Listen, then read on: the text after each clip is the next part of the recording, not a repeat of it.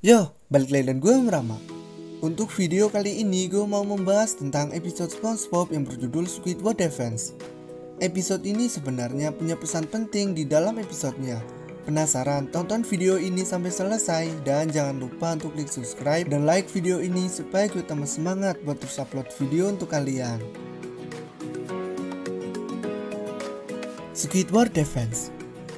Episode ini berawal saat SpongeBob mengajak Squidward untuk berlatih karate bersama dengan SpongeBob dan juga dengan Sandy. SpongeBob mengatakan kalau kita harus bisa menjaga diri dari makhluk menyeramkan yang mungkin bisa menyerang kita kapan saja. Namun Squidward menolak ajakan SpongeBob dan kemudian keluar dari Krusty Krab. Saat sedang perjalanan pulang, Squidward dibuntuti dan didekati oleh seseorang berbadan besar yang misterius, sehingga dia menjadi ketakutan dan berlari pulang ke rumah SpongeBob. Saat Squidward masuk ke rumah SpongeBob, dia langsung mengatakan kalau ucapannya tentang menjaga diri dari makhluk misterius itu memang benar, sehingga dia ingin belajar karate untuk menjaga diri. SpongeBob kemudian mengajarkan Squidward karate, tapi karena SpongeBob hanya menguasai satu jurus saja, Squidward merasa bahwa hal itu kurang untuk menjaga diri. Maka dari itulah SpongeBob mengatakan kalau dia mau belajar karate lebih banyak lagi, dia harus belajar dengan Sensei Chick atau Sandy. Saat sudah di rumah Sandy, Squidward kemudian mengatakan kalau dia ingin belajar karate untuk membalas dendam kepada orang yang telah menyerangnya. Kemudian Sandy mengatakan kalau karate tidak digunakan untuk membalas dendam. Karate adalah seni damai untuk membela diri. Sandy juga mengajarkan Squidward sebuah janji melakukan karate hanya untuk menjaga diri, bukan untuk membalas dendam.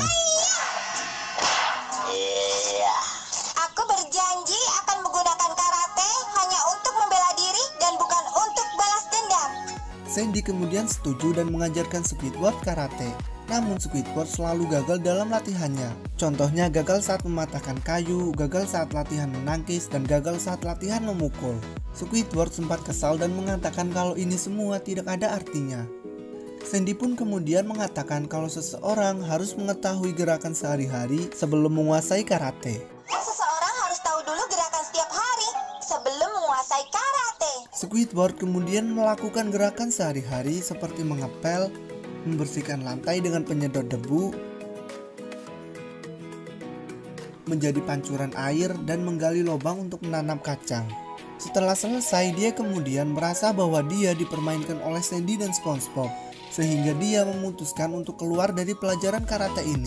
Namun saat sedang berjalan, dia tidak sengaja menendang ember yang berisi kacang, yang mana kacang-kacang itu jadi terlempar ke atas dan memantul ke arahnya.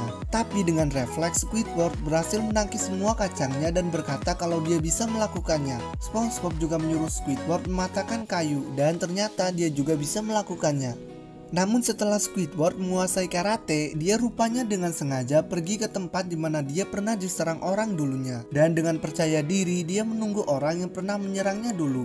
Dia berencana untuk membalas dendam. Saat orang yang pernah menyerangnya dulu datang, dia langsung menyerang orang itu dengan menendang berbagai macam benda yang ada di sana mengarah ke orang itu, yang mana orang itu menjadi terluka.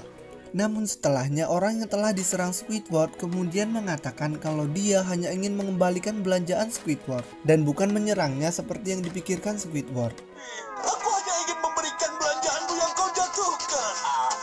Nah, episode Squidward Defense ini mengajarkan kita bahwa karate atau seni bela diri yang lain tidak digunakan untuk berbuat yang tidak baik, apalagi untuk membalas dendam.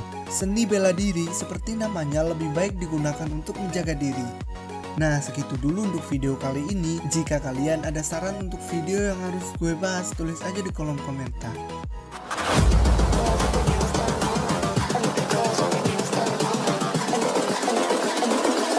I think the girls with their nails done now.